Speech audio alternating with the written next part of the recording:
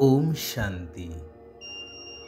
ज्ञान सूर्य परमात्मांकर ज्ञानवान आत्मिक संतान मानंकु हृदयर सहित ईश्वरीय शुभ अभिनंदन जणाई आजिर प्रभु चिंतनर आलोचना को मु समस्तंकु स्वागत जनाउछि। ज्ञान ही मनुष्य को सत् मार्ग देखैबा सहित सुख शांति प्राप्त कराई थाए। मैडम क्यूरींको ठारू आरंभ करी अनेक महामनीषी मानंकर उदाहरण आम मानंक सम्मुखरे अछि। समय थिला लोके पादरे चली चली बा बलद गाड़ी रे जीवा आसीबा करुथिले। खबर प्रेरण पाई केवल डाकघर उपरे निर्भर करिवाकू पड़ुथिला। धीरे धीरे एथिरे उन्नति ही चलिला।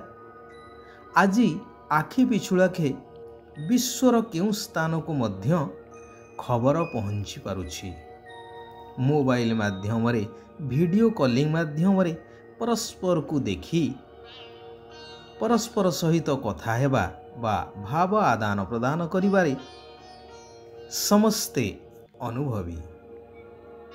केउ स्थान को अल्प समय मध्य जाई पारुछंती अत्याधुनिक जानवाहन द्वारा। यह सब संभव ज्ञानर विकास द्वारा, जहाकू ज्ञानर चमत्कारिता ही कहा जाए। सुंदर कहानीटीए मने पड़े।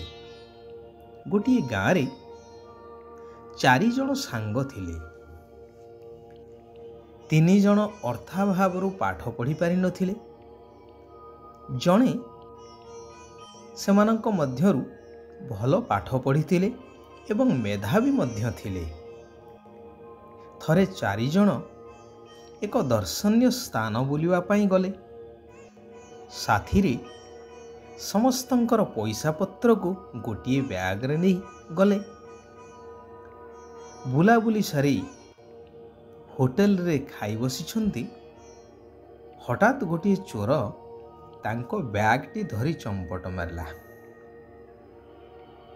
बहुत चेष्टा सत्वे ताकू धरी पारिले नहीं बा तांकर बैग को फेरी पाइले नहीं, जेउथिरे तांकर समस्त पैसा पत्र इत्यादि थिला। कौन करिवे? पाखरे पैसा नहीं, एपटे खाइबा अधा ही गलानी, बिल तो देबाकू पड़िबो।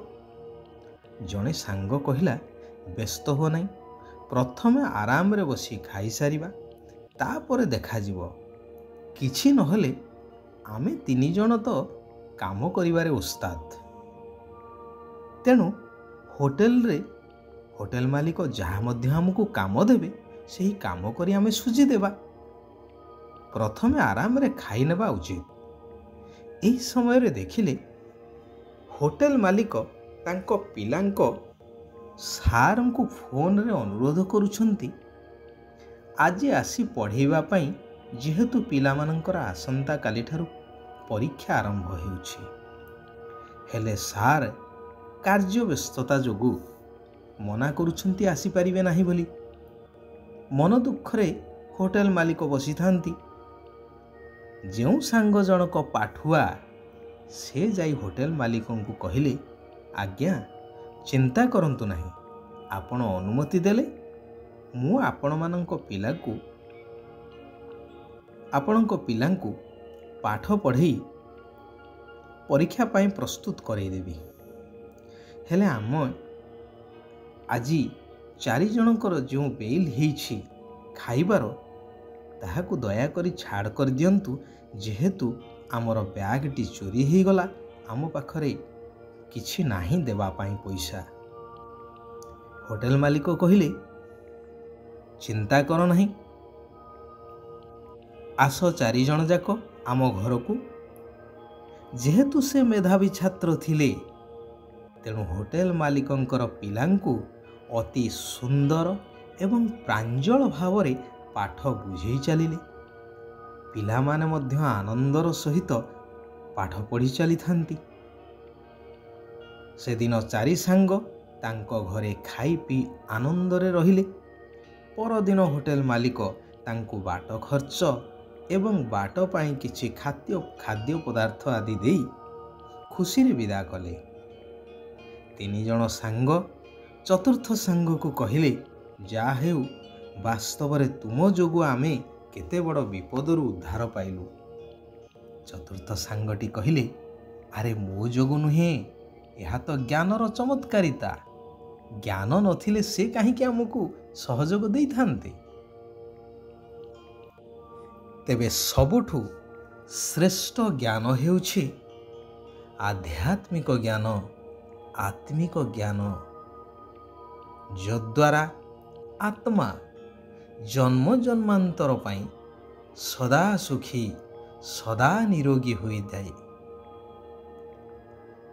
ଯେଉଁ ଜ୍ଞାନ ସ୍ୱୟଂ ସର୍ବ ଆତ୍ମାଙ୍କର ପିତା ଜ୍ଞାନ ସୂର୍ଯ୍ୟ ପରମାତ୍ମା ଭଗବାନ ନିରାକାର ଶିବ ପିତା ପ୍ରଦାନ କରିଥାନ୍ତି।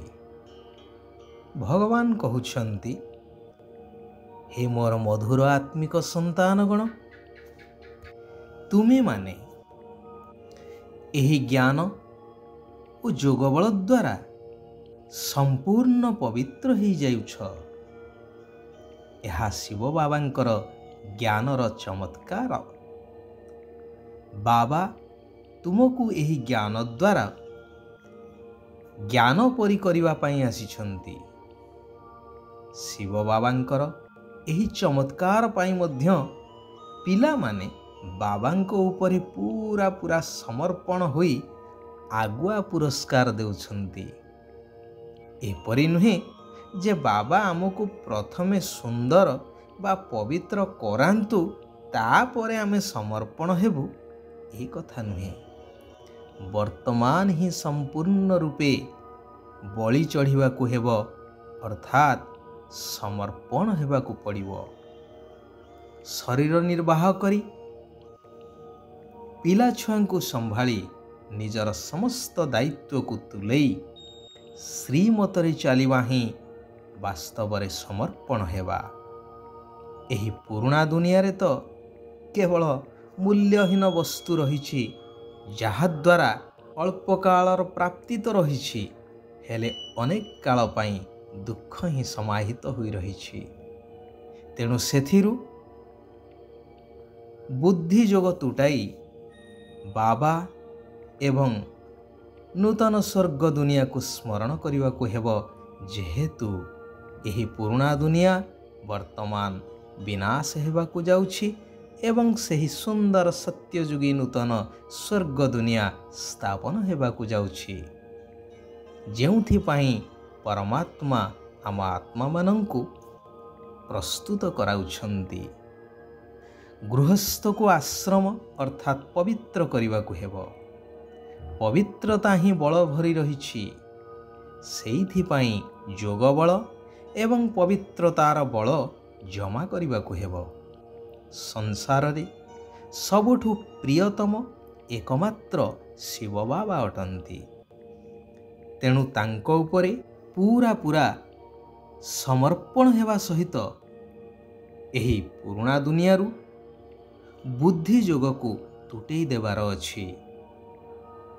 ଭଗବାନ ବରଦାନ ଦେଉଛନ୍ତି କି ନିଜର ଆତ୍ମିକ ଆକର୍ଷଣ ଦ୍ୱାରା ସେବା ଏବଂ ସେବା କେନ୍ଦ୍ରର ଉନ୍ନତି କରୁଥିବା ଜ୍ଞାନୀ ତୁ ଆତ୍ମା ହୁଅ, ଯେହେତୁ ଏହି ସେବା ହେଉଛି ସର୍ବଶ୍ରେଷ୍ଠ ସେବା, ବିଶ୍ୱ ପରିବର୍ତ୍ତନର ସେବା।